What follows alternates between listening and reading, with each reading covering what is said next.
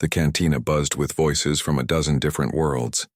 Smoke from exotic herbs drifted between the tables, while alien music played softly in the background. Nexus Prime was the perfect neutral ground for traders, merchants, and wanderers from across the galaxy. Here, old enemies could drink side by side as long as they kept their weapons holstered. At the center table sat Vextar, his 4 powerful arms gesturing wildly as he told his story. His chitinous armor gleamed under the dim lights, each piece carved with battle marks that told of victories across many worlds. The Catherian warrior stood nearly 8 feet tall, his insect-like head turning to make sure every listener caught his words. And then, Vextar clicked his mandibles together in what passed for a smile among his kind.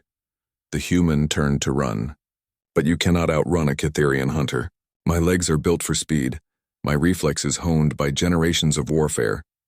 The crowd around his table leaned closer. A group of crystalline Zephyrite clinked softly as they shifted position. Their translucent bodies caught the light and threw rainbow patterns on the walls. Beside them, a nebulan entity floated in its containment suit, the gaseous being's purple form swirling with excitement. "What happened next?" asked one of the insectoid hive minds, its multiple eyes focused on the warrior. Vextar's chest swelled with pride. "I caught the Deathworlder in 3 strides. 1 strike from my plasma blade, and another human colony learned why the galaxy fears the Catherian Empire." Murmurs of approval rippled through the audience. Everyone had heard stories about the humans and their deadly homeworld called Earth. These Deathworlders came from a planet so dangerous that simply surviving there made them legends of toughness and violence. Yet here was Vexitar, claiming victory after victory against them. "How many humans have you defeated in battle?" asked a trader from the Outer Rim. "Dozens," Vextar replied without hesitation. "Perhaps hundreds across all the colonies I have raided. Their primitive weapons cannot match Catherian technology. Their weak bones break easily under our strength." In the far corner of the cantina, almost hidden in the shadows, sat 2 figures who had been quietly listening to every word. The woman was small by galactic standards, barely reaching the shoulder of most species present. Her dark hair was pulled back simply, and she wore the plain gray jumpsuit common among freight pilots. Nothing about her appearance suggested danger or military training. Her companion was equally unremarkable. Park Do-hyun looked like any other human engineer, bent over his datapad and occasionally sipping from a cup of coffee. His clothes were wrinkled from long space travel, and his attention seemed focused on technical readouts rather than the warrior's boasting. But the woman, Lee Hana, had not taken her eyes off Vextar since he began speaking. She sat perfectly still, her hands wrapped around a simple glass of water. While other patrons ordered exotic drinks and intoxicating substances, she remained completely sober and alert. "Tell us about your greatest victory," called out someone from the crowd. Vextar stood to his full height, his shadow falling across half the cantina. 3 cycles ago, I led a raid on a human settlement in the Kepler system. They had built their colony on a moon rich with rare minerals. Foolish Deathworlders thought their reputation would protect them. He began pacing around his table, his 4 arms moving as he painted the scene. "We struck at dawn when their guard was lowest. The humans scrambled like insects, running for their weapons and calling for help that would never come. Their communications array was the first thing we destroyed. The Zephyrite made their musical chiming sound that indicated fascination. Even species that had never encountered humans directly knew of their fearsome reputation. To hear of them being defeated so easily was both thrilling and terrifying. Their leader was a female," Vextar continued. "She stood in the center of their settlement with some primitive energy weapon, shouting orders at the others. She actually thought she could coordinate a defense against Catherian battle tactics." Lee Hana's grip tightened slightly on her water glass, but her expression remained neutral. Park Do-hyun glanced up from his datapad for just a moment, their eyes meeting briefly before he returned to his work. "What happened to her?" asked the Nebulan entity, its voice echoing strangely through its containment suit. "I killed her first," Vextar said with obvious satisfaction. "Cut her down while she was still barking orders. The rest of the humans lost heart immediately. Some tried to flee to the mining tunnels. Others attempted to reach their escape pods. None succeeded." The crowd was completely silent now, hanging on every word.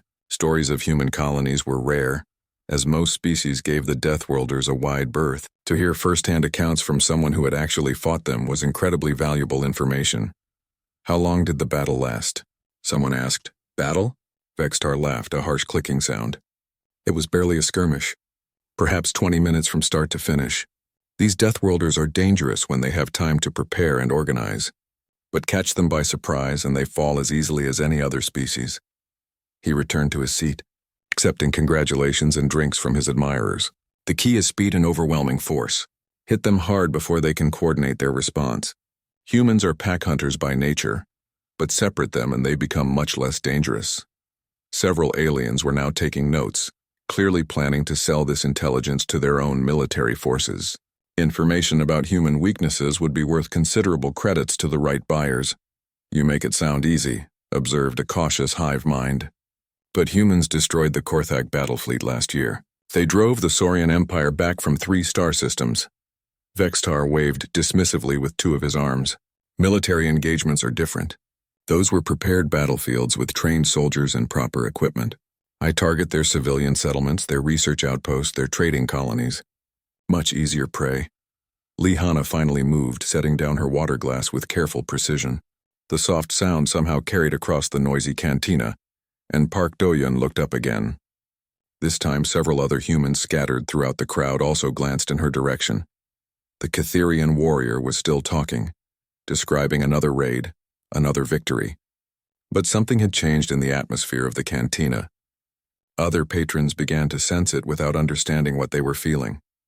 Lihana stood up slowly, her movement fluid and controlled despite her small size. Lihana remained standing for a long moment, her eyes fixed on the Catherian warrior. The cantina continued its usual noise around them, but something in her posture made nearby patrons unconsciously step away from her table. She moved forward with measured steps, weaving between the crowded tables toward where Vextar held court. The warrior was deep in another tale now, describing how he had tracked fleeing humans through asteroid fields. His forearms gestured dramatically as he spoke of the terror in their voices over intercepted communications. They begged for mercy. Vextar clicked with obvious pleasure, offered me credits, rare metals, even information about other human settlements. But a Catherian warrior does not bargain with prey. The crowd around him murmured appreciatively. A young Zephyrite trader leaned forward, her crystalline form chiming softly. Were any of them soldiers? Trained fighters? Some claim to be, Vextar replied with a dismissive wave. But human military training means little against superior Catherian tactics. I have fought their marines, their pilots, their so-called special forces. All fell before my blade. Lihana stopped walking. She was still several tables away from the warrior, close enough to hear clearly but far enough to avoid immediate attention. Her voice cut through the cantina noise with quiet authority. That sounds quite impressive, she said. Every word was clear and calm. Tell me, though, in all these battles with humans, how many escaped? The question hung in the air like a physical thing. Conversations at nearby tables faltered as beings turned to look at the small human woman who had spoken. Vextar's mandibles clicked in annoyance at the interruption, but he was clearly pleased to have another audience member. Escaped? He laughed his harsh clicking laugh. Few were swift enough to outrun Catherian hunters. Perhaps 1 or 2 from each encounter, but they carried only terror and defeat back to their kind. Lihana nodded slowly, her expression completely neutral. I see. And where were these battles fought? Which systems? Now Vextar looked directly at her, sizing up this new questioner. He saw a small human female in plain clothing, unremarkable except for her unusually steady gaze. Nothing about her suggested military training or particular danger. Kepler 442, Gliese 667, Wolf 359, he said, puffing out his chest. The outer colonies where humans think they can hide from galactic justice. I brought Catherian law to their illegal settlements. Illegal settlements? Hana's voice remained perfectly level, but something in her tone made the insectoid hive minds shift nervously. Under whose authority were these settlements considered illegal? Vextar's confidence faltered for just a moment. The Catherian Empire claims sovereignty over all systems within our expanded territory. These human colonies were established without proper permits. I understand, Hana replied. She took another step closer, her movement still casual but somehow predatory. And these battles against human military personnel, were they against established bases or patrol fleets? Of course, Vextar said quickly. I told you I have defeated dozens of their trained warriors in glorious combat. Park Do-hyun looked up from his datapad, a slight smile playing at the corners of his mouth. He tapped something on his screen and then set the device down on the table. For the first time since entering the cantina, he gave the conversation his full attention. Dozens of trained human military personnel, Hana repeated thoughtfully. And you said 1 or 2 escaped from each encounter? At most, Vextar confirmed proudly. My blade was swift, my tactics superior. The crowd was growing larger now as more patrons became aware of the exchange. Other humans in the cantina, previously unnoticed among the diverse mixture of species, began turning toward the conversation. They sat scattered at different tables, appearing to be unconnected to each other, but each one was now listening intently. Hana tilted her head slightly. That's interesting. You see, I'm curious about human military doctrine. In my experience, when trained human soldiers encounter hostile forces, standard protocol is quite specific. She paused, and in that silence, the cantina seemed to hold its breath. Even the background music appeared to fade. If even one soldier survives an engagement, they immediately transmit a priority alert to Fleet Command. Location, enemy strength, tactical assessment. This triggers an automatic response protocol. Vextar's chitinous armor clinked as he shifted position. All species have their procedures. It matters little when they are dead, but that's just it, Hana continued, taking another step forward. The survivors would call in orbital bombardment followed by a full battalion sweep. Humans don't leave attacks on their people unanswered. We don't abandon our dead unvenged. A Nebulon entity in its containment suit swirled nervously. Several Zephyrite had stopped their musical chiming entirely. The atmosphere in the cantina was changing, though most patrons could not identify exactly why they suddenly felt uneasy. You're saying, Hana went on conversationally, that you fought multiple engagements against human military forces, killed dozens of trained soldiers, allowed survivors to escape, and yet there were no retaliatory strikes, no investigation fleets, no diplomatic protests. Vextar's mandibles clicked rapidly, a sign of agitation among his species. The human military is weak. They do not dare challenge Catherian superiority directly. Hana nodded. That would be one explanation. But there's another possibility, isn't there? She was close enough now that Vextar had to look down at her despite his towering height. Her voice dropped to barely above a whisper, but somehow every being in the cantina could hear her words clearly. The other possibility is that the humans you fought weren't military personnel at all. The silence that followed was absolute. Even the mechanical humming of the station's life support system seemed to pause. Vextar's 4 eyes focused on the small human woman standing before him, and for the first time since beginning his tales, uncertainty crept into his expression. What are you suggesting? He asked, his voice losing some of its earlier confidence. Hana's smile was slight and cold. I'm not suggesting anything. I'm asking questions. Simple questions about your glorious victories over human warriors. Park Do-hyun picked up his datapad again, his fingers moving across its surface with practiced efficiency. Other humans in the cantina began shifting in their seats, movements that appeared casual but somehow coordinated. For instance, Hana continued, what were these human warriors doing in these remote systems? Were they operating military bases, running patrol missions, or were they perhaps engaged in other activities? Vextar's chest armor rose and fell as his breathing quickened. They were armed. They fought back. I'm sure they did, Hana agreed. Any human would fight to defend themselves and their families. But fighting back doesn't make someone a soldier, does it? The word families hung in the air like a blade. Several aliens in the crowd exchanged glances, beginning to understand the implications of what they were hearing. The great Catherian warrior's victories were starting to sound very different from his original boasts. Hana took one final step forward, now close enough to touch the towering alien warrior. When she spoke again, her voice carried the weight of absolute certainty. So let me ask you again, Vextar of the Catherian Empire. In all these glorious battles against human Deathworlders, how many were actually soldiers? Vextar's mandibles clicked rapidly as he stared down at the human woman. Her question echoed in his mind like a challenge he could not ignore. Around them, the cantina had grown so quiet that the soft hum of air recyclers seemed loud. They were all warriors, he said, but his voice lacked the confident boom it had carried moments before. Every human I faced fought with the fury of their death world breeding. Lihana's expression did not change. She stood perfectly still, her dark eyes fixed on the Catherian's face. That's not what I asked. I asked how many were soldiers. Trained military personnel with proper equipment and backup protocols. The warrior's chitinous armor scraped as he shifted his weight from one leg to another. What difference does it make? Dead is dead, whether they wore uniforms or not. A ripple of unease spread through the watching crowd. Several aliens exchanged glances, beginning to understand that this conversation was heading somewhere dangerous.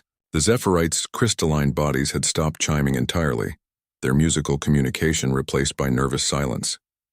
It makes all the difference, Hana replied calmly. She began walking in a slow circle around Vextar's table, her movement forcing him to turn to keep her in sight. You see, when human military units go missing, we notice immediately. Command structure, check-in schedules, mission reports, very organized, very tracked. Park Do-hyun's fingers continued moving across his datapad screen. Occasionally he would nod slightly, as if confirming something important. Other humans in the cantina were no longer pretending to ignore the conversation. They sat at their scattered tables, but their attention was completely focused on Hana and the increasingly uncomfortable Catherian. But civilians, Hana continued, still circling, civilians are different. Research teams on long-term studies, colonial families on remote worlds, independent traders working the outer systems. These people might not be missed for months, sometimes longer. Vextar's forearms twitched. I fought trained fighters. They had weapons, tactics, defensive positions. I'm sure they did their best, Hana agreed. Any human would try to protect their family, their work, their home. We're stubborn that way, but having a hunting rifle doesn't make you a Marine. Building a barricade doesn't make you a combat engineer. She stopped walking and faced him directly. So which were they, Vextar? The humans you killed in these glorious battles? The silence stretched between them like a taut wire. Every being in the cantina waited for his answer, though many were beginning to suspect what it would be. Some were colonists, Vextar admitted finally, but they chose to settle in contested territory. They knew the risks. Contested by whom? Hana's voice remained level, but something cold crept into her tone. Those systems you mentioned, Kepler 442, Gliese 667, Wolf 359, I'm familiar with them.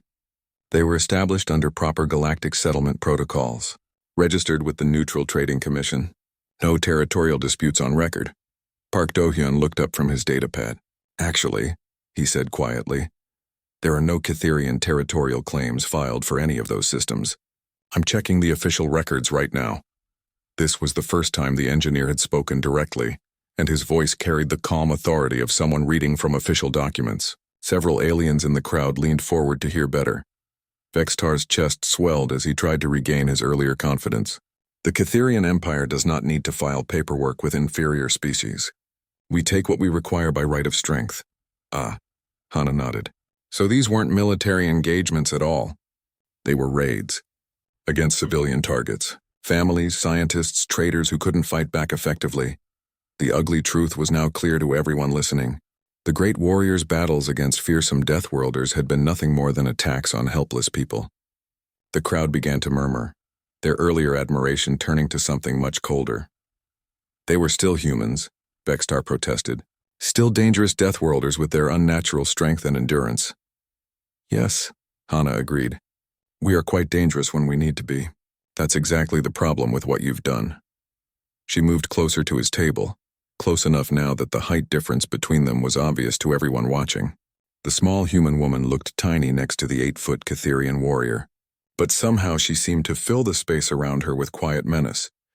You see, you made a critical error in your planning, she continued conversationally. You assumed that because humans are dangerous, we're also stupid. That we wouldn't notice pattern of missing colonies. That we wouldn't investigate. That we wouldn't care. Vextar's mandibles clicked faster. Humans are scattered across the galaxy. You have no central authority to coordinate such investigations, don't we? Park Do-hyun asked mildly. He turned his datapad so others could see the screen. Terran Colonial Protection Service, founded 15 years ago specifically to track and investigate threats to human settlements. Very well funded, very patient, very thorough. The colors seemed to drain from Vextar's chitinous face.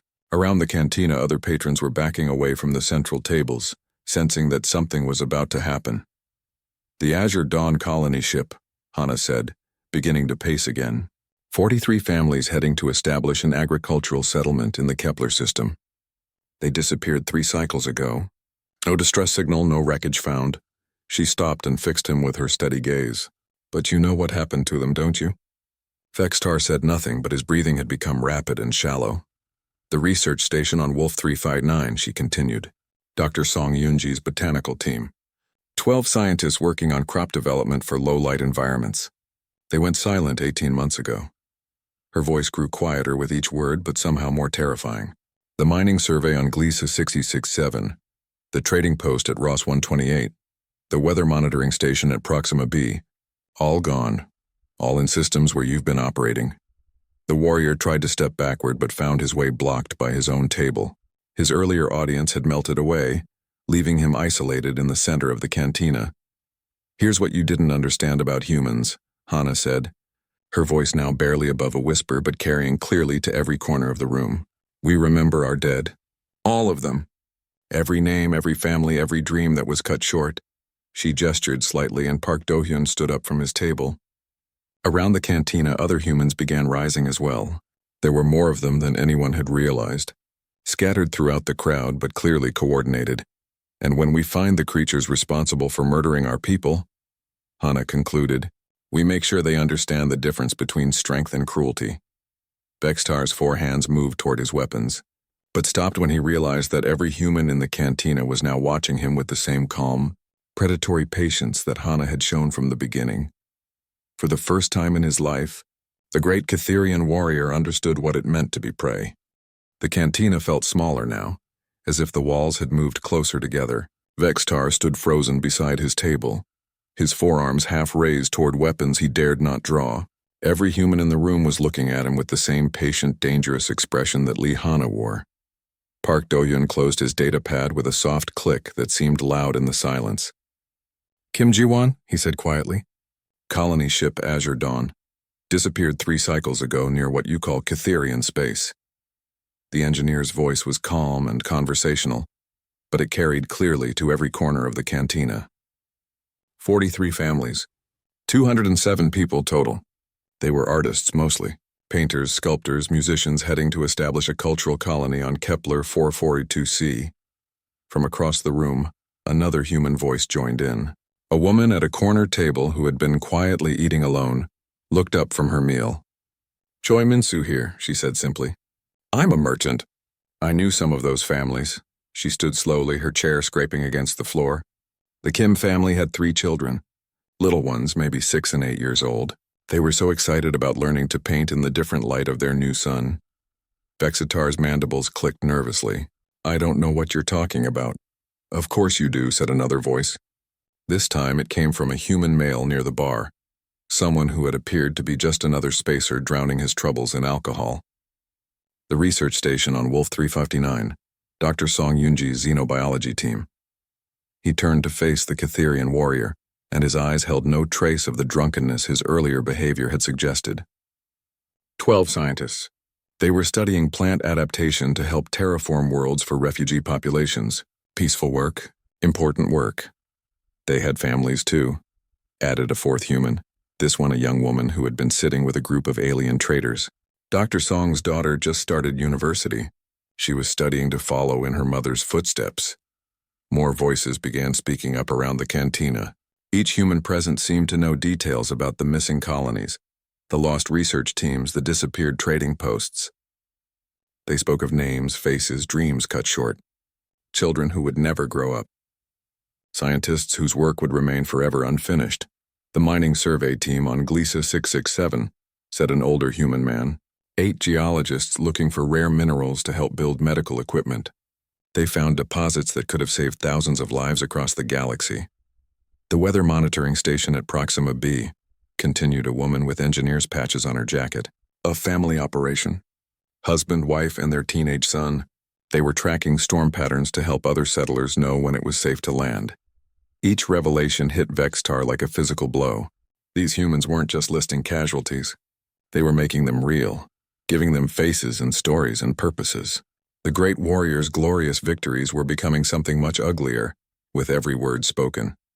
Lihana watched this unfold without moving from her position near Vextar's table. Her expression remained calm, but there was something terrible in her stillness, like a predator that had cornered its prey and was simply waiting for the right moment to strike. "You're lying," Vextar said, but his voice cracked slightly. "They were armed. They fought back. They were dangerous." "Of course they fought back," replied Park Do-hyun. "Any parent would fight to protect their children. Any scientist would try to defend their life's work. Any human would resist when faced with unprovoked attack." He pulled up something on his datapad and showed it to the nearest aliens. "But fighting back doesn't make someone a soldier. Having courage doesn't make someone a military threat." The alien patrons who could see the screen gasped. Images flashed across it showing the missing colonies as they had been before the attacks. Peaceful settlements with gardens and research facilities, children playing in safe courtyards, families working together to build new lives on distant worlds. "The Azure Dawn settlement," Hana said softly. They had just finished building their first art gallery. Children's paintings were hanging on the walls when you arrived. Vextar stepped backward, but there was nowhere to go. The crowd had formed a loose circle around him, though they kept their distance. No one wanted to be too close when whatever was about to happen finally began. "The research station had greenhouses," continued another human voice. "Dr. Song's team was growing food plants that could feed millions of refugees from war-torn worlds. Their work could have prevented famines." "Stop," Vextar said, his voice rising. "They were humans, Deathworlders. The galaxy is better without them spreading their violence." The silence that followed was absolute and terrifying. Every human in the cantina turned to look at him with expressions that made the temperature seem to drop several degrees. "Violence?" Lihana asked quietly. "You think we're the violent ones?" She gestured toward the other humans around the room. "Park Do-hyun here is an engineer. He designs water purification systems for colony worlds. Saves lives, doesn't take them." She pointed to another human. "Kim Suman over there is a teacher. She helps alien children learn galactic standard languages so they can communicate across species barriers." One by one, she identified the humans in the cantina. A doctor who treated refugees regardless of species. A trader who specialized in moving humanitarian supplies to disaster zones. A pilot who volunteered for rescue missions in dangerous space. "Every human in this room builds things," Hana said. "We explore, we research, we help, we trade, we create. We don't conquer worlds or subjugate other species." She took a step closer to Vextar. "But we do remember our dead. And we do find those responsible for murdering innocents." The Catherian warrior's armor clinked as he trembled. "How did you find me? How did you know?" "Because humans are very good at solving puzzles," Park Do-hyun answered. "Missing ships leave trails. Energy signatures, navigation logs, debris patterns. We followed the evidence from one attack to the next until we found the pattern." 3 months of investigation," added Kim Suman. "Tracking your movements, learning your methods, waiting for the right moment. We knew you would eventually come to a neutral station like this," Hana explained. "Places like Nexus Prime are where criminals go to feel safe. Where they go to boast about their crimes." She smiled, but there was no warmth in it. "We've been watching you for weeks, listening to you brag about murdering our people. Waiting for you to confess in front of witnesses." Vextar looked around desperately at the alien patrons who had been his audience earlier, but they had all backed away, unwilling to involve themselves in what was clearly human justice being served. "What do you want?" he asked, his voice barely above a whisper. Lihana's smile grew colder. "Justice. For every family you destroyed. For every dream you ended. For every life you stole." The word justice echoed through the cantina like a promise and a threat combined into one terrible certainty. Vextar's breathing grew rapid and shallow as the weight of his situation finally sank in. He was surrounded by humans who knew exactly what he had done, trapped in a cantina with nowhere to run. His forearms twitched toward his weapons, but he hesitated. Something about the calm way these humans watched him made drawing a weapon seem like the last mistake he would ever make. "You cannot touch me here," he said, trying to sound confident. "Nexus Prime is neutral territory. There are laws, treaties, agreements between species." Lihana tilted her head slightly. "You're absolutely right. This is neutral space with very strict rules about violence." Her voice remained perfectly calm, "which is exactly why we chose to meet you here." She gestured around the cantina at the alien witnesses. "Everyone can see that we haven't threatened you. We haven't drawn weapons. We've simply been having a conversation about your past activities. Park Do-hyun nodded and held up his datapad. Everything recorded, of course. Your own words, your own admissions. Very clear evidence of multiple attacks on civilian targets. Evidence that will be transmitted to the proper authorities, added Kim Suman from her position near the bar. The Galactic Justice Council takes a very dim view of attacks on non-combatants. Vexitar's mandibles clicked frantically. The council has no authority over Catherian citizens. My government will protect me, will they? Lihana asked. She pulled out a small communication device and activated it. A holographic display appeared showing an official-looking alien with the distinctive features of a Catherian diplomat.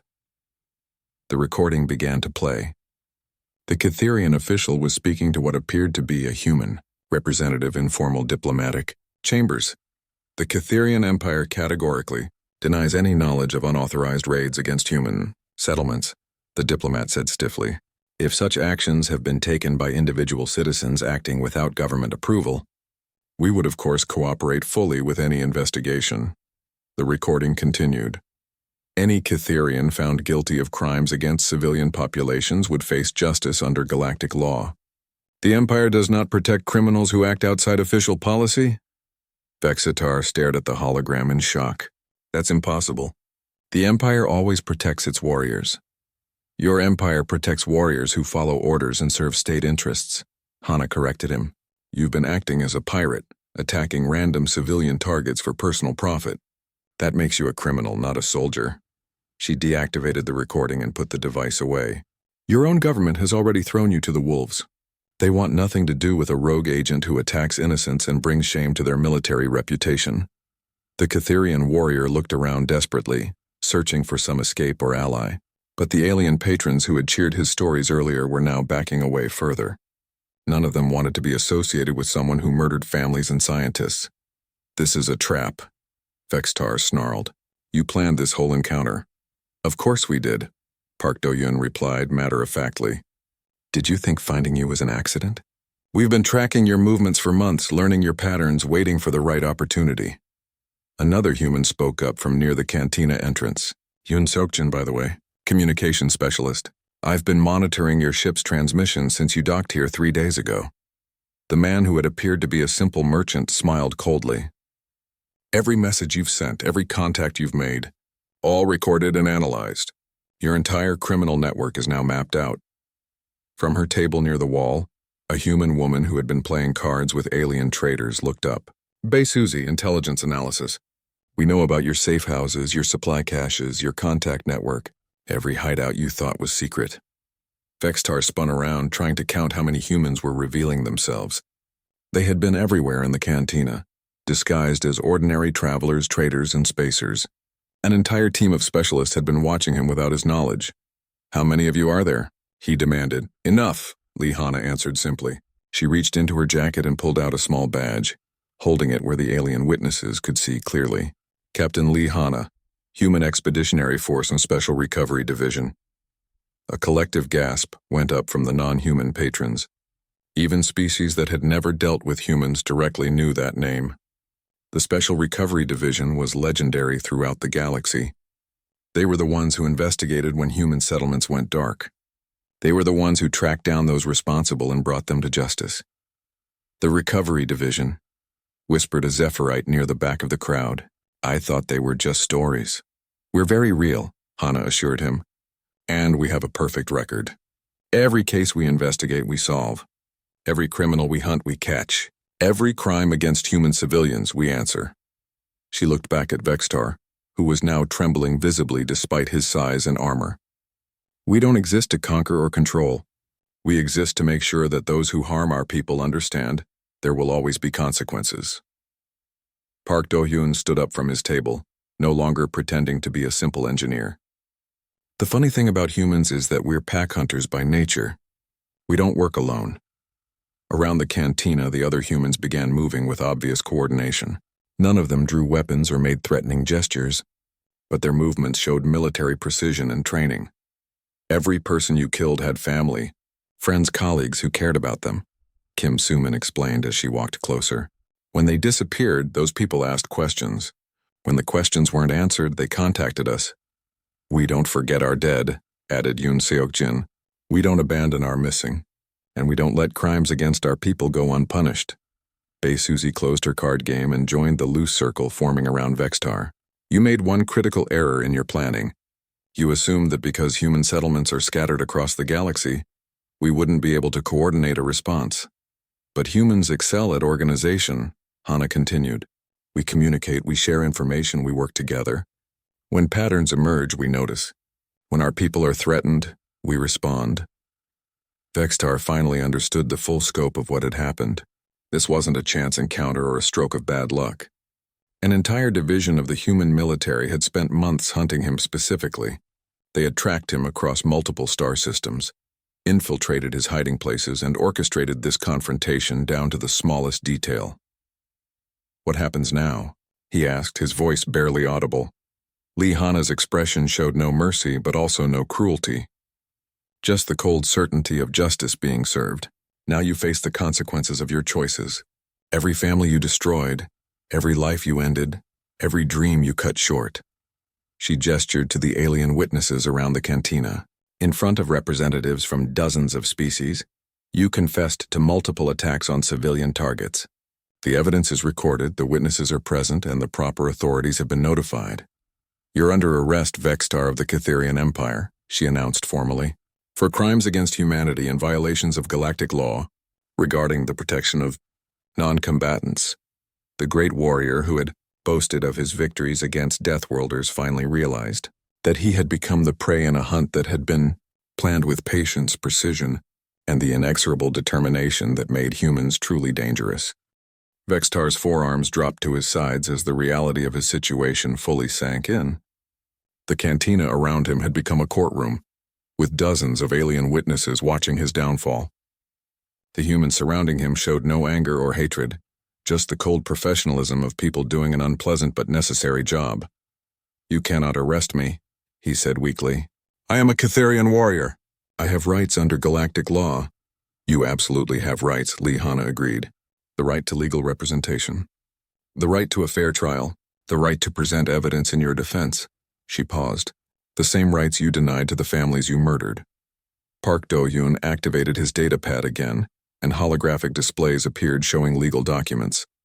We've already contacted the Galactic Justice Council. They're sending a tribunal ship to collect you within the next 6 hours. Your government has been notified, added Kim Soo-min. They've confirmed they will not interfere with legal proceedings against a rogue agent operating outside official policy. Vextar looked around desperately at the alien patrons. You heard my stories. I was fighting dangerous Deathworlders. I was protecting the galaxy from their violence. A Zephyrite trader stepped forward, her crystalline form chiming softly with what sounded like sadness. We heard you boast about killing families, about attacking research stations, about murdering scientists and children. The humans haven't threatened anyone here, added a Nebulan entity from its containment suit.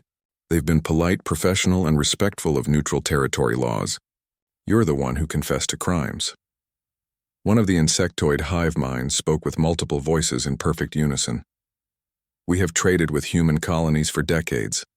They are peaceful, helpful, and fair in their dealings. Your description of them as violent aggressors does not match our experience. The weight of universal condemnation fell on Vextar like a physical blow. Even the alien species who had never directly dealt with humans recognized the difference between his crimes and legitimate military action. The Azure Dawn colony, Hana said quietly, beginning to walk in a slow circle around the trapped warrior. 43 families, 207 people. Let me tell you about some of them. She gestured to Yoon Seok-jin, who activated a holographic projector. Images began appearing in the air above them. Faces, families, children smiling at the camera. Kim Ji-won and her husband Lee Sang-ho. Hana continued. They were painters. They had been saving for 12 years to afford passage to establish an art colony. They wanted to capture the beauty of alien sunsets and share them with the galaxy. The images showed a middle-aged couple standing proudly in front of their artwork. Behind them, canvases depicted landscapes from a dozen different worlds. Their daughter, Kim Min-jung, age 16. She wanted to be a sculptor. She was excited about working with the different minerals they would find on their new world. A young girl's face appeared, bright with enthusiasm and hope. Her hands were covered in clay from her latest project. Their son, Kim Woojin, age 12. He collected rock samples from every world his family visited. He dreamed of becoming a geologist and finding new types of crystals. The boy in the image held up a collection of colorful stones, each one carefully labeled and organized. Vextar tried to look away, but everywhere he turned, more faces appeared. Children who would never grow up. Artists who would never create again.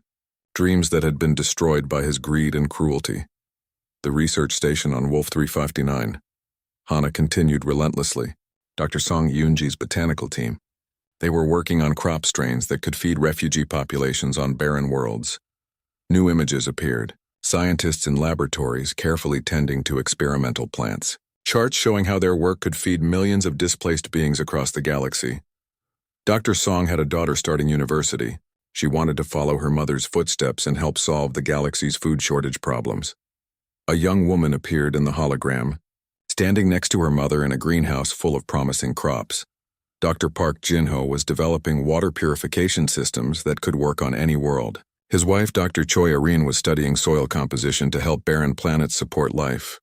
More faces, more stories, more lives cut short. Each revelation made Vextar's crimes more personal, more real, more horrifying. "You killed them all," Hana said simply. "Every dream, every hope, every contribution they might have made to making the galaxy a better place." The cantina was completely silent except for the soft humming of the holographic projectors. Even the station's background noise seemed muted in the face of such loss. "They weren't soldiers," Park Do-hyun said quietly. "They weren't conquerors or aggressors. They were builders, creators, healers. They made the galaxy brighter just by existing." "And you snuffed them out for what?" Kim Soo-min asked. "For their cargo? For the thrill of killing? For bragging rights in cantinas like this?" Vextar had no answer. His earlier justifications about protecting the galaxy from dangerous Deathworlders sounded hollow even to himself when faced with the evidence of what he had actually done. The mining survey team on Gleasus Exodas and Siever, Besuzi continued the litany. They were looking for rare minerals to build medical equipment. Their discoveries could have saved thousands of lives across dozens of species. The weather monitoring station at Proxima B, added another human voice. A family operation. They were tracking storm patterns to help other settlers know when it was safe to land on dangerous worlds. Each revelation was another weight added to the crushing load of Vextar's guilt. He had not been fighting dangerous warriors or protecting anyone. He had been destroying the galaxy's hope, one innocent family at a time. "In human culture," Lee Hana said finally, "we have a concept called proportional response. You took 847 lives across 17 different attacks. The Terran Council has authorized us to seek justice that matches the scope of your crimes." She gestured to the holographic faces still floating around them. Every one of these people had family, friends, colleagues who loved them. People who are still waiting for them to come home. People who deserve to know what happened and why. "What happens to me now?" Vextar asked, his voice broken. "Now you face trial," Hana replied. "You'll be judged by representatives from multiple species, including your own. You'll have legal representation and the chance to present your defense. And if I'm found guilty?" Lee Hana's expression showed no mercy but also no cruelty. Just the inexorable certainty of justice being served. Then you'll spend the rest of your life trying to repay a debt you can never fully settle. The holographic images faded slowly, leaving the cantina in relative darkness. The faces of the murdered families lingered in everyone's memory like ghosts demanding justice. Vextar stood motionless in the center of the room, his earlier arrogance completely gone. 2 hours later, the sound of docking clamps echoed through Nexus Prime's hull. The Galactic Justice Council tribunal ship had arrived exactly on schedule.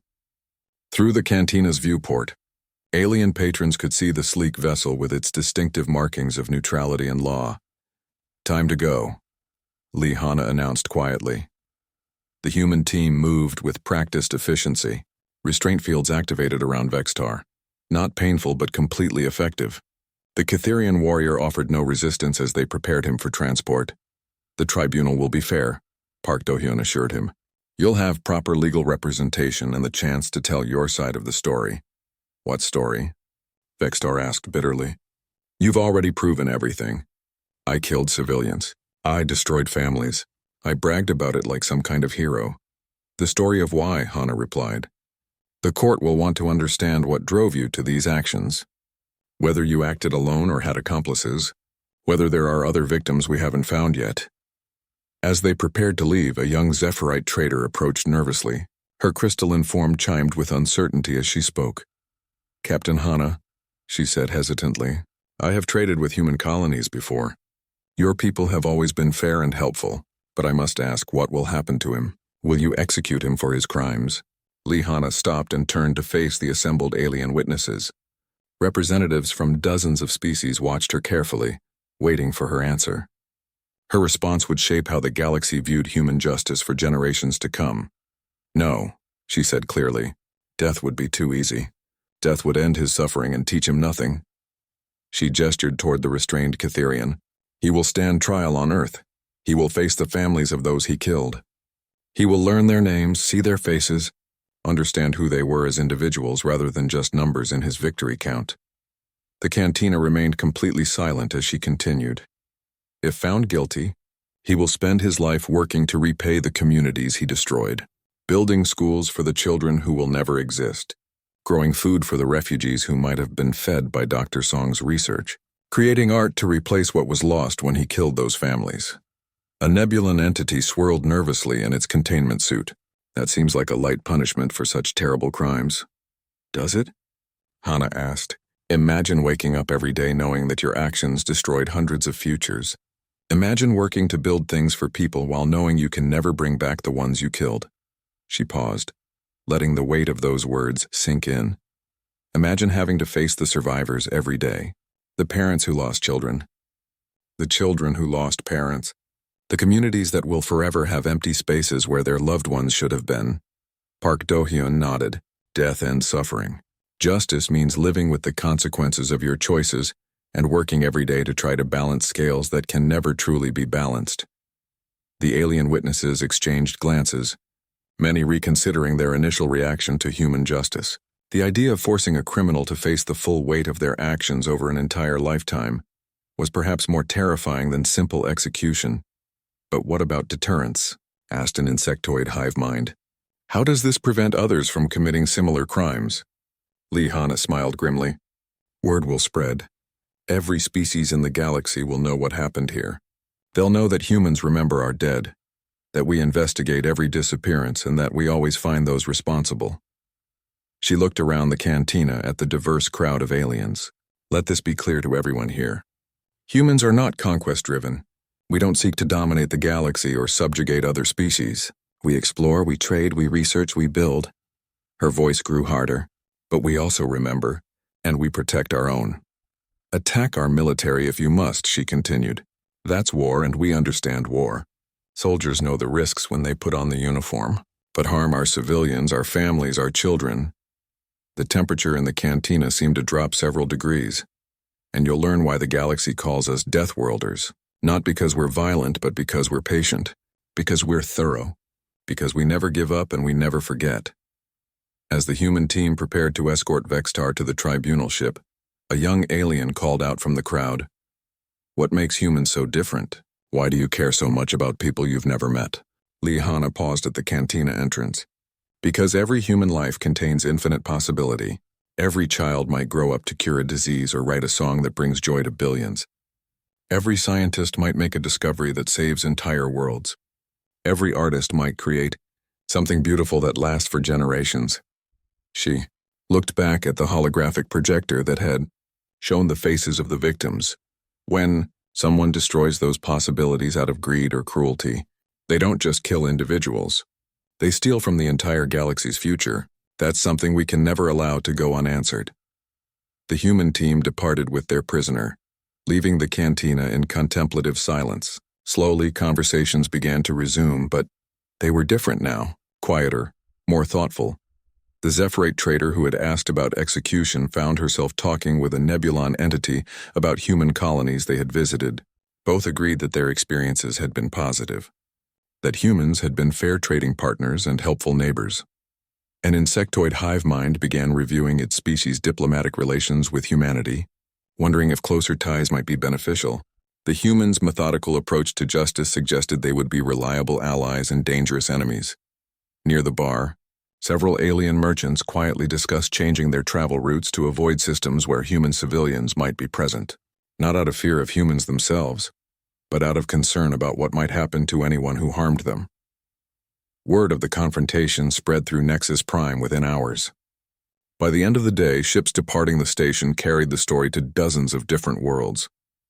The tale of the Catherian warrior who boasted of killing Deathworlders, only to discover that the galaxy's most patient hunters had been tracking him for months. In diplomatic circles, the story reinforced humanity's reputation for both restraint and determination. They didn't seek conflict, but they never backed down from protecting their people. They preferred justice to vengeance, but their justice was thorough and inescapable. For those who might consider targeting human civilians, the message was clear. Humans might be scattered across the galaxy, but they were never truly alone. Attack one, and eventually, inevitably, the rest would come looking for answers. And when they found those answers, they would make sure the entire galaxy understood the difference between strength and cruelty, between justice and revenge, between the quick satisfaction of violence and the lasting weight of consequences. The humans had shown that the most dangerous predators don't roar or threaten. They watch, they wait, they remember, and when the time comes, they act with the calm certainty of justice being served. In cantinas across the galaxy, beings would retell this story for generations. The tale of how humanity's greatest strength wasn't their physical toughness or their advanced technology, but their unwavering commitment to protecting the innocent and remembering the dead. And every time the story was told, the galaxy became a little bit safer for families trying to build new lives among the stars.